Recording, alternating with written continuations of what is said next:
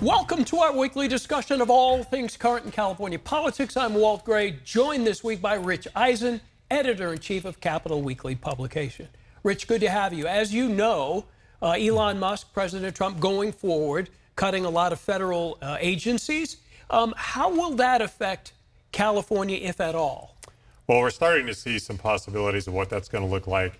I was talking with one of my colleagues who covers the California Institute of Regenerative Medicine, stem cell research. Just the halt in National Institute of Health financing right now, you're looking about $800 million in research money that's not going to come to California if this stays the way it is. I think it's also, we're going to start to see this chain out now. We've talked about tariffs and things like that. That's the first really solid number I've seen, but I think that's only the beginning of what we should expect over the next few months if things don't drastically go differently than how we look like they're going. I know the governor's race in California is a ways down the line, but people are talking, and they're talking a lot right now. Kamala Harris says, quote, "Give me some time." She's not ready. She hasn't figured it out yet, apparently. Yeah. Rob Bonta, the Attorney General, wants to re-up for that position again, so he's out for governor. Where do you think this is going to shake out for the Democrats eventually? Do you see Harris running?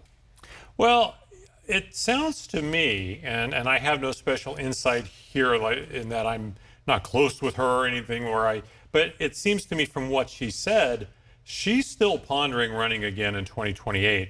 There's a lot of dynamics that come with that. We know of a certain governor that would dearly love to run in 2028. For president. For president, okay. Yes. I'm sorry to maybe say governor. Yes, that she might want to run for president in 2028. If she runs for governor now, that's negated. So I think that's the big calculus for her right now.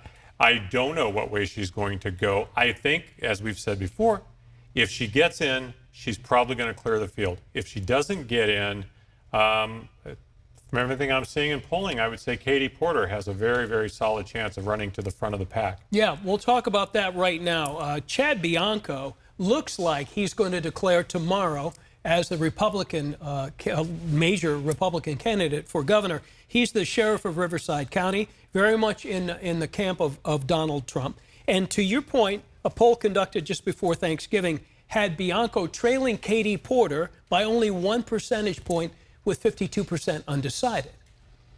Well, I mean, I think the events of the last several weeks might push those numbers in a lot of different ways. Look, if you're a big supporter of Donald Trump, Bianco is going to be your guy. There's no question. I think there's an awful lot of people who are getting pushed the other direction right now. We'll see. I mean, we're still a long, long, long way from this thing even becoming real in that regard. Katie Porter hasn't announced anything. We don't know about Javier Becerra. There's a lot of moving parts left here. Yeah, it'll be interesting to see where the country is in 2 years. It could be, like you said, in any different direction. When it starts hitting people's paychecks, then we'll see. Yeah, well, if you're FBI and CIA and USAID, it's hitting your paychecks right now. Absolutely. Okay, Rich, thank you. Good to see you. Have a good rest of your weekend. And we thank you for watching, of course, as always. If you'd like to reach out to Rich, you can do so. Rich.Ehisen at capitalweekly.net.